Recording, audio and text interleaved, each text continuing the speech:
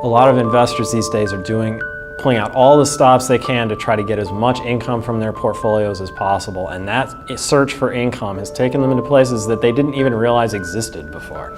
One of those places is the world of master limited partnerships, or MLPs.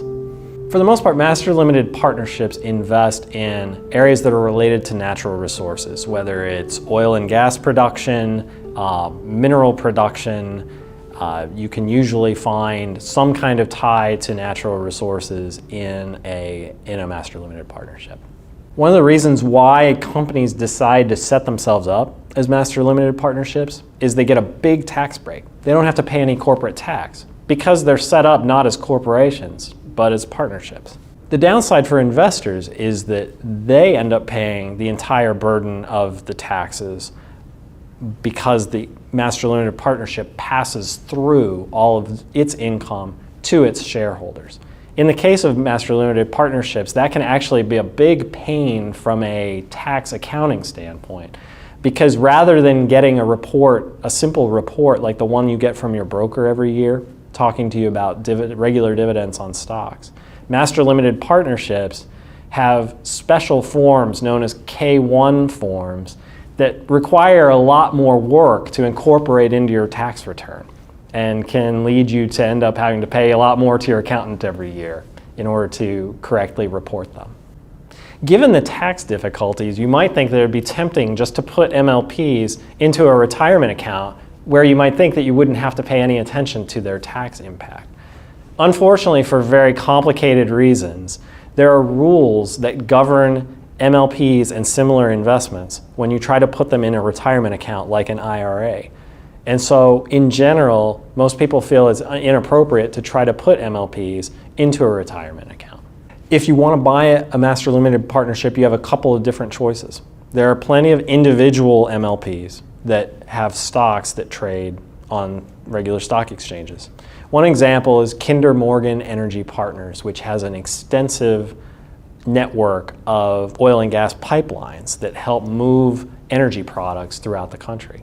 Another is a company called Lin Energy. Lin Energy actually is an oil and gas producing and exploration company. So you can see that a wide variety of MLPs are available that cover pretty much all aspects of the energy and natural resources industries. Another choice that you have is to invest in an ETF. One example of an ETF is called the Alerian MLP ETF, and it gives you exposure to a whole bunch of different MLPs, all in one vehicle. One challenge with ETFs that own master limited partnerships is that in order to reap the benefits of not having to have the complicated tax reporting that direct ownership of MLPs involves, they have to themselves take on corporate status. And so as a result, you may end up having the very double taxation that you were trying to avoid by holding MLPs through an exchange traded fund like the Alerian fund, rather than owning them directly in your own account. You may wonder how you can tell what's a master limited partnership and what's not. Usually, if you look at the company name, a master limited partnership, somewhere in its name will have either LP or something else that tells you that it is a partnership. If you see that, you should look further to make sure, but usually that means that it is an MLP.